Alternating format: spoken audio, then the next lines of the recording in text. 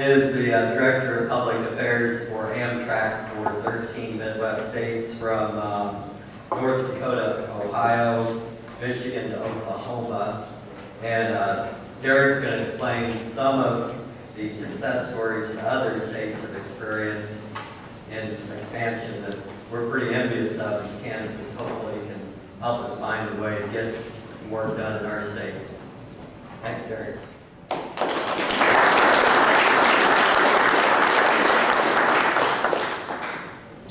Thanks a lot. I'm so glad I could make it down to be with you guys today. It's great to be in such good company.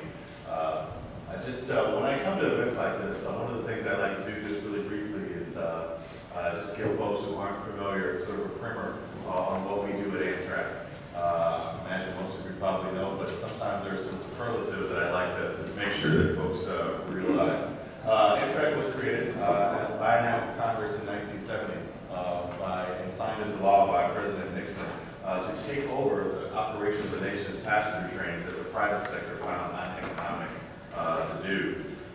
We reversed a decades-long ridership decline, and last year, as the administrator said, carried more than 30 million persons on our network.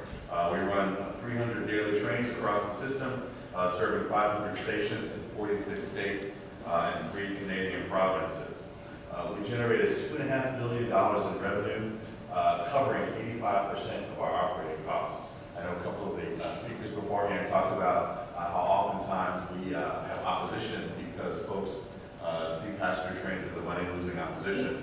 But investments in infrastructure do require taxpayer support, and at 85%, we're the best rail transit operator in terms of cost recovery in the nation. That number was in the 40% range more than 10 years ago, so we've turned it around. For this new fiscal year, from Congress, we asked for less money to operate the system than we did the year before that, so we're moving in the right direction. And the way that we've been doing that is through investments in our system. As part of the American Recovery and Reinvestment Act, passed in 2009, we received a direct appropriation of $1.3 billion, which we used to bolster the system, to return equipment to the rails so that we can carry more passengers, to rebuild bridges, track stations, to bring the system back to a state of good repair. The future is bright for us. We're expanding service. We look to, as the administrator mentioned, we've already started to see faster train service outside the Northeast in Michigan, between Chicago and Detroit. I was fortunate enough to be aboard for the inaugural 110-mile-per-hour service. We've got the extension coming in Maine, as well as an extension coming from the D.C. area down to Richmond and Norfolk, Virginia. Virginia, by the way, this year before last joined us as our 15th state partner. One of the ways that we've been able to grow the system and increase ridership on Amtrak across the nation is through partnerships with states. Over the years, we've seen a devolution of responsibility from the federal government and funding to the states.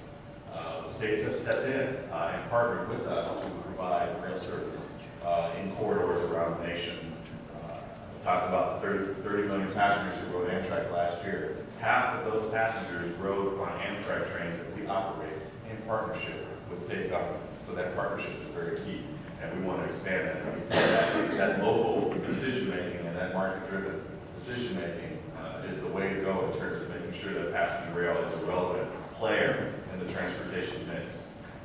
You know about our ridership increase. You can see there 44% since the year 2000. Again, reversing that decline and showing that Americans not only love cars, but they love their trains as well. Federal support has been really key and really important to the growth that we've seen. We have a philosophy at Amtrak that the more you capitalize, the less you subsidize. We use those dollars, as I indicated, to bring the system to a state of good repair, to prepare us for expansions in the future. Some of the capital investment that we've done, I indicated before, are new and refurbished stations. We refurbished and added new major maintenance facilities at places like Chicago, Seattle, LA, outside of Miami, Washington, New York, and Boston. And again, brought new return damaged equipment back to the rails to help to support the increasing demand the public has for rail service. We've also been investing to make the system more accessible to all Americans. We've got, at this point, 90% of our stations have barrier-free access from the parking area to the train. There's still challenges within the stations themselves, but with the support of local communities and with support from the federal government, we're hoping to bring those stations into the 21st century so that they can accommodate all Americans. In addition to restoring damaged equipment, we're also placing orders for new equipment. We've got some 60-year-old cars out there that we hope to be retiring with new equipment that we're purchasing from a company that set up shop in New York. That company has hired 500 people to build us new long-distance passenger cars. We're building new locomotives with a company that set up shop in California and in Ohio to provide parts for that. And we expect to this year be placing an order in partnership with state governments in the Midwest for new bi-level equipment to re-equip the corridor trains that run on corridors throughout the Midwest. On board the trains as well is key. The service that we provide on board those trains is very important to help support the ridership growth and to bring more folks on board.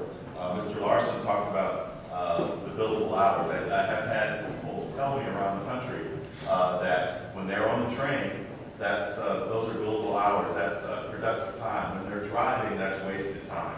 How we're able to support that is we are rolling out Wi-Fi on board our trains around the system. At this time, about 76% of Amtrak customers have access to Wi-Fi. The customers demand that, both the younger generation and business people, and that drives ridership. We can credit about 2 percentage points of ridership increase in the past year or so to the availability of Wi-Fi on board the trains.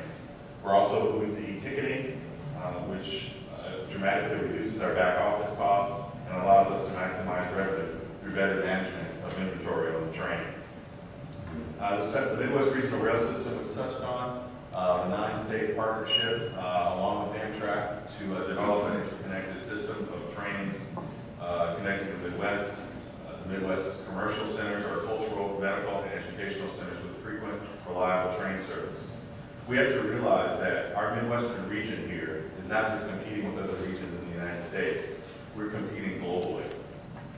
We're competing for population growth. We're competing for commercial development. And business location decisions are being made and will be driven by factors like transportation access and quality of life. Young people are driving less and choosing vibrant, walkable, and mixed-use communities to settle in. And businesses want to be where the young talent is. And with the fuel price pressures that we are seeing and that we will likely continue to see, driving is becoming more expensive. It's reducing our air options. I can't tell you the number of communities that I've traveled to that are seeing reduced air service and seeing their air service discontinued. Does it not make sense, then, that we should have an attractive rail options in our community's mix to keep our communities vibrant, livable places for our businesses and for our young folks? Here are examples of 2 corridors that have been touched on that we are starting to see success on. We've had a long-time partnership with the state of Illinois and are in the process of upgrading that corridor to have a 110-mile-per-hour service throughout. The communities along the route, communities like Normal, and hopefully communities like Springfield and others, are realizing that the rail station will be the pathway to the future, especially for their downtowns. Their downtowns are starting to be re-enlivened with business investments. We're seeing that, again, you touched on the city of Normal, Illinois as an example. Pauls Valley and Arbor, Oklahoma have seen investments in their downtowns. Kalamazoo is re-enlivened. New Buffalo, Michigan, Kewanee, Illinois, Herman, Missouri, Hope, Arkansas, all communities that are seeing private sector capital investment are coming because of the advent and the approaching rail service that's going to be coming to those communities. We at Amtrak, we realize that our responsibility is to continue to improve our operations and our customer service, our processes. We endeavor to align our business focus with the wants, needs, and desires of our customers, both on the trains and in the halls of state government. Our best years are ahead at Amtrak. Use my presentation here, it's a little off there. There's some slides I wanted to change. We realize our best years are ahead at Amtrak, and we look forward to the partnerships that we can develop through our meetings like this, through our visits around the nation, to town halls. And I just wanted to remind you, we talked about the comfort of trains. I actually have a train here on display downstairs at the station if you guys want to take a look during break times here. We've got a coach, a cafe, and a lounge car that you're welcome to come take a look at. I'll give you a tour. But again, glad to be here today, and glad to be the partner. Glad to be a partner in